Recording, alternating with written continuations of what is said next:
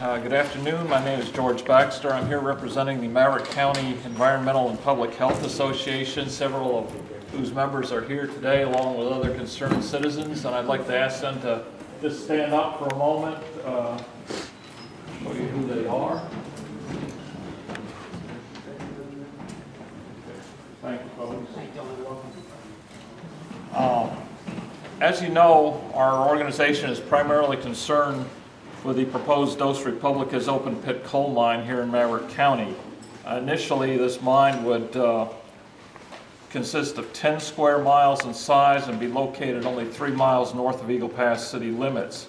If approved, it will almost certainly expand to a much larger size and move much closer to town, perhaps as close as 1 mile from Veterans Boulevard. All the coal mine will be shipped to Mexico and be burned there. None of the energy derived from that coal will come back to Texas. We'd like to provide you with an update on the current status of the project and ask your continued support in our opposition to it.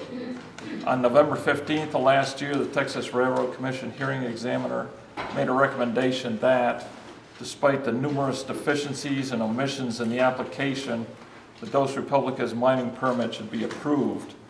The opposing parties, which is Maverick County, the City of Eagle Pass, the Hospital District, our Environmental Association, and several individual landowners have all filed responses to this recommendation. And we're asking the 3 railroad commissioners to reject that recommendation and deny the permit. It appears that the railroad commissioners will take this case up later this month and make their final decision. They can either accept or reject the examiner's proposal. Regardless of how this situation develops, one thing that has not changed is that the Dos Republicas mine is a bad idea and it's bad for Eagle Pass. If approved, the mine will discharge its wastewater into Elm Creek and then into the Rio Grande upriver of the city water intake. A heavy rainfall that causes the proposed sedimentation ponds to overflow, or a design flaw that causes these ponds to breach, will allow mine waste to enter our sole source of drinking water.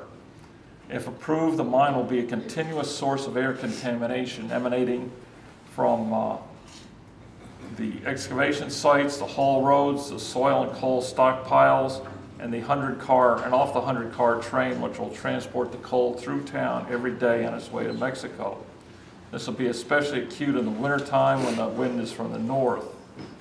Dos Republicas has still not secured sufficient water supply for dust control, and Maverick County, as you probably know, has a rate of COPD much higher than the rest of the state, actually more than twice as high.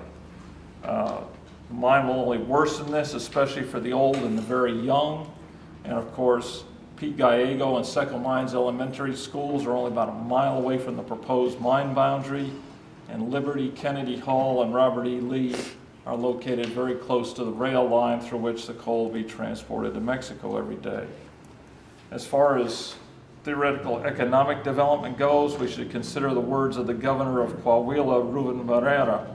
In an interview he gave to the Piedras Negras Zocalo on November 7th of last year, and that's included in your packet that we distributed.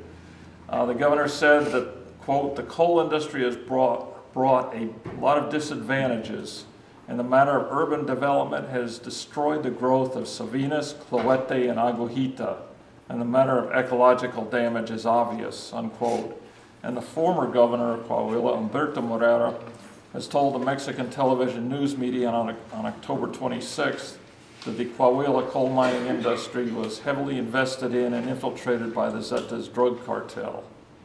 This story has been picked up by the San Antonio Express News and the LA Times, and both of those stories are in your packet.